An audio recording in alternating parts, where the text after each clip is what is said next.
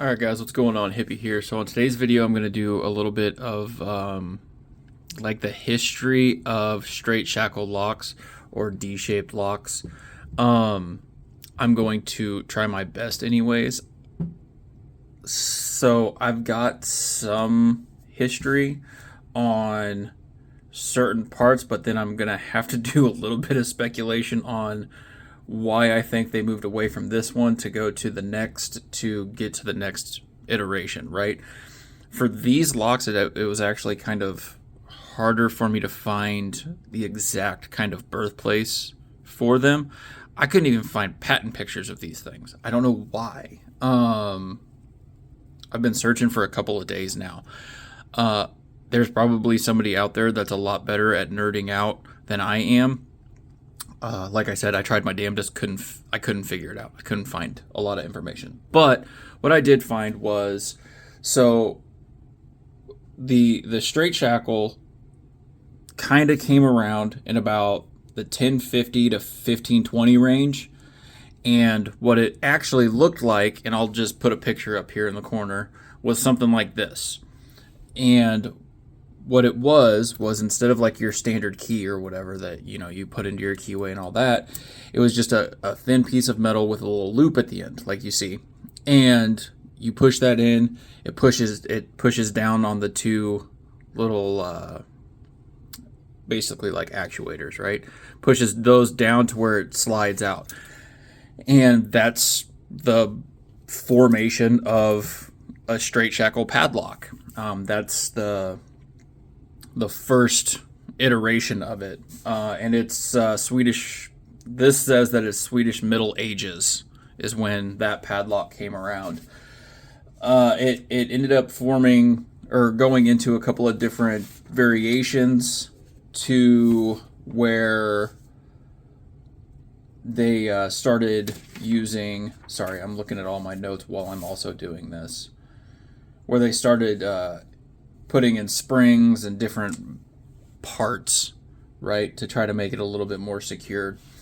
And then at some point in time, they moved over to older padlocks that kind of looked like this. And I'll see if I can actually find a better picture. And it was called a smokehouse padlock. This isn't actually what it looks like. It probably looks closer to one of these. So what this was meant for was to lock up your smokehouse. You put your meats and stuff like that inside of this little hut, and in order to prevent people from stealing it, they'd put their locks on it and try to keep people out, right? You don't want people stealing your smoked meats. So eventually they started moving away from this guy and started using this one, which is a screw key padlock. Very similar to something like this, where the key itself was actually the screw. So you screwed it in to the bottom or to the side of it, and then you would hit that point, right? And then it would just come undone. Whereas this one, the cylinder itself is actually the screw before you get to that point. So that's kind of what I found out. And then from the screw key, that's where I kind of lost track. I couldn't find very much more on it. I don't know when about these guys started getting produced. I don't. What I do find very interesting about the whole entire thing, though, is how unsecure some of these are. I wonder if I can pull this off. It's the McNally trick. Nope. I'm not talented enough to do that. But basically, if you hit these guys together, there's a retention that's in these that is not the best, because it's just, that's all it is. It's this little, there's a little mechanism right here that goes up. Well, if you hit it hard enough, you can get it to fall out of place. This guy comes shooting out. So anyways, that's a little bit of the history on straight shackle D-shaped shutter locks. And yeah, I'm gonna try my best to do a lot more research. I did about 3 days worth of research on these guys in order to get the limited information that I actually found, which is more of just a history of padlocks in general.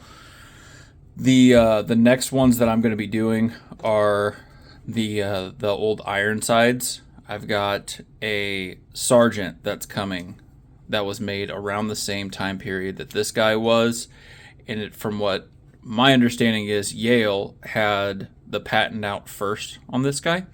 So I'm very interested to get him here, my Sergeant, and start doing a comparison and doing all the research and history on that.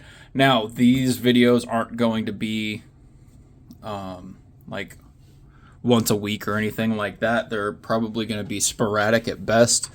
That way I can do plenty of research, try to find pictures to go along with everything, and then do the editing that goes behind it all as well. So hopefully you guys enjoyed this little bit of history lesson on some of these locks. Hopefully you guys enjoyed, and I'll catch you in the next video. Bye.